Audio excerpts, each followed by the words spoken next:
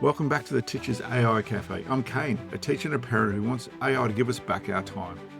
I share practical classroom-tested AI strategies to cut down your workload, improve your feedback and reduce stress so you can get your evenings back and be more present with your friends and family. No jargon, just actionable steps. Grab your mug. Now let's get going. Today I thought I'd talk about Gemini. It's been getting a lot of publicity lately. It's been getting some updates, and this is separate from the Notebook LM, which is obviously part of the Gemini Google suite of AI.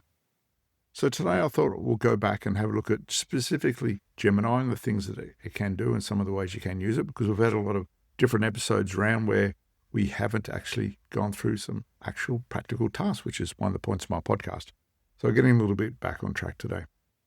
So I'm going to look through 10 surprising useful features Gemini can have that you can actually use it within the classroom. So what are we going to start with? Let's start with the big picture. Why Gemini feels different in a school workflow compared to other environments. Simplest way to describe Gemini is this. It's increasingly designed to sit alongside Google Workspace for education. Rather than feeling like a separate tool you must constantly feed and manage, say like OpenAI's, Google positions Gemini for education as supporting teacher time-saving, personalized learning experiences, and so on, idea generation. Privacy and security context is important for institutions, and it's within the educational space, it's working towards that. And this matters because many teachers are actually in Google Schools, and that's the tool they're going to use. And I was at a friend's 50th on the weekend. They were talking about Microsoft Schools are going to use Copilot and so forth. And that's where the challenges, things like Claude and ChatGPT, will have challenges getting into that ecosystem and being embedded within that. So what's 10 things you can do with Gemini with classroom examples? So let's start with upload and reference files, including Drive. One of the most immediately useful habits in treating Gemini is like a reading partner for your existing materials, because we all have a lot of materials online. So I uploaded a PDF chapter and asked for discussion prompts at 3 levels of difficulty. Point at a slide deck and ask for a short quiz, longer quiz, or a retrieval practice exit ticket. If you already keep the resources in your Google Drive, the workflow it really is just a direct reference there. So less steps for you to go, having to copy, paste, move material around. Fewer formatting problems because they're within one ecosystem. And more consistency between, because you're drawing the resources that you've got to what you actually want to achieve in the classroom. Example prompt would be using this slide deck, draft 10 question quiz with an answer key. Sure, 5 questions, test core knowledge, 3 test cause and effect, and 2 require evidence from a specific slide. Number 2, we can connect Google with other apps using chat references. So Gemini can connect into parts of the Google ecosystem, which can be especially useful for planning and coordination, provided your school settings allow it. Obviously, check with your IT department. In practice, this is the difference between AI that, writes an idea and AI that helps you schedule the idea. So if it works within yours, you can bring in calendar constraints, locations, related resources when you're organizing excursions, say, assessment timetables and parent information sessions. So classroom use would be planning a revision sequence that aligns with your actual remaining lessons, including interruptions, pupil-free days, public holidays, or bank holidays, wherever you are in the world, and event days that often we don't realize or put into our planning when we're actually scheduling out tasks and assessment sequences. Number 3, you can use your phone's camera to actually start a prompt. This sounds small, but it's actually really powerful, and especially in messy teaching. So snap a photo of a book cover, a worksheet, or even a photo plaque when you're on excursion, and then ask Gemini to generate a summary, key vocab, and discussion questions. It's a quick triage of the moments when you need support on the spot rather than after school when the moment has passed.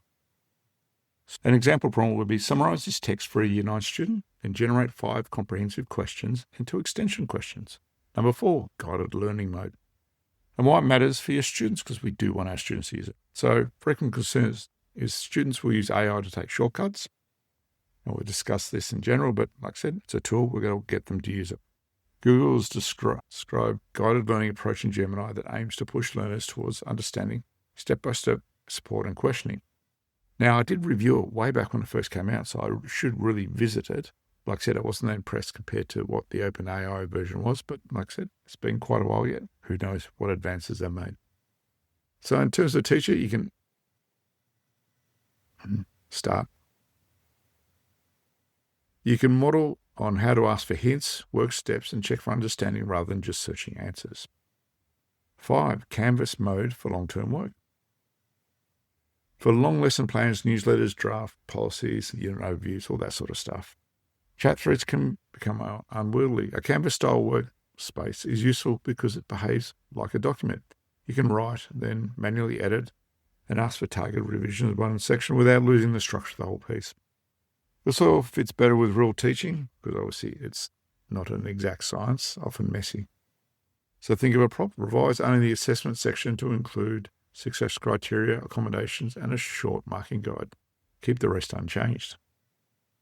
Number 6, advanced image creation and editing. And I was talking about another teacher tonight when I was out at my daughter's award ceremony.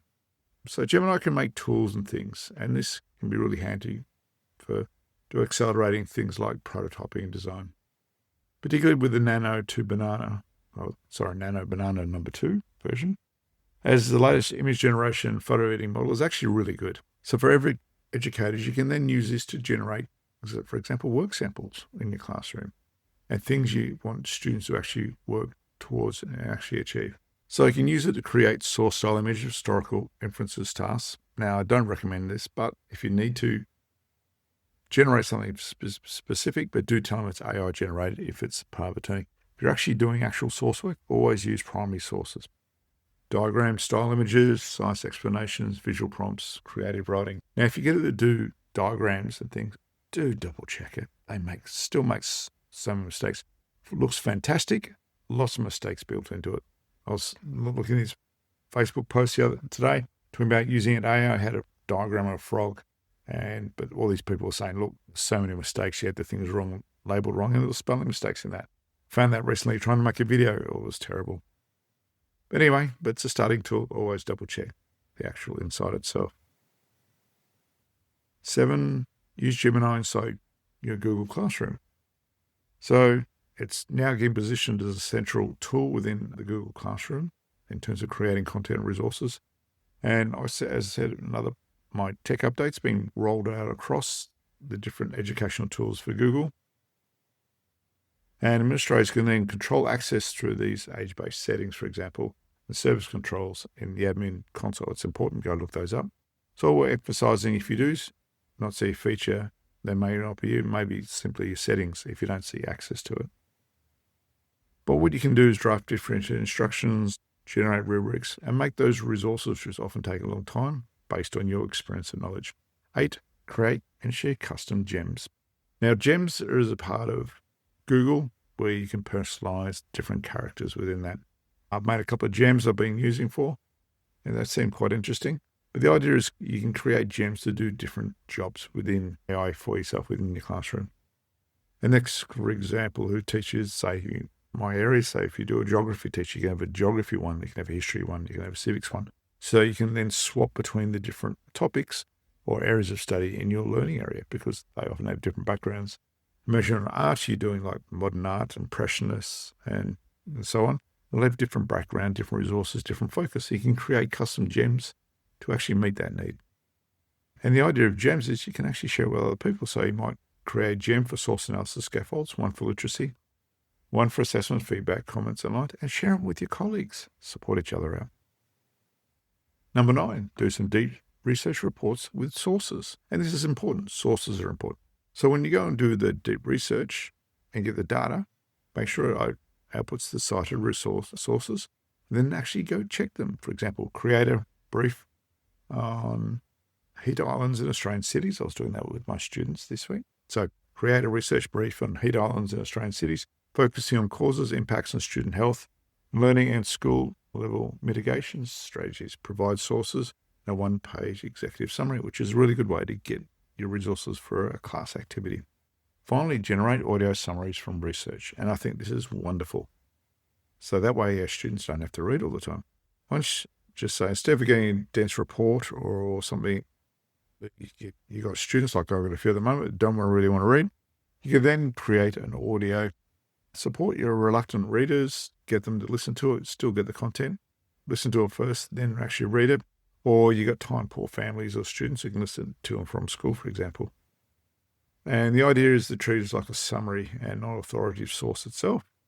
But the idea is you can use it to widen the accessibility of your learning material to more of your students. An audio overview, for example, an assessment policy or a short parent-friendly explanation of a unit. That would be fantastic. Now, one of the things you may want to look at is Google have introduced the Gemini Certified Educator. It doesn't actually take too long. I think I knocked it off in less than a day. It was a few hours, so go check that out as well. It does teach you some basic skills in there. And obviously, with everything you do, you got to have cautions, work within the guardrails of the educational tools in your schools, and obviously double check everything based on your professional knowledge.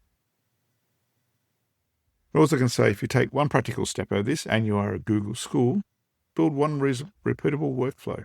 So the idea is we can repeat these workflows that we need to do over and over again to save time. Choose a single unit task you run every term, create a gem for it. So you got more personalized prompts and information for the AI to use. And then test the output against your existing standard and then refine and improve.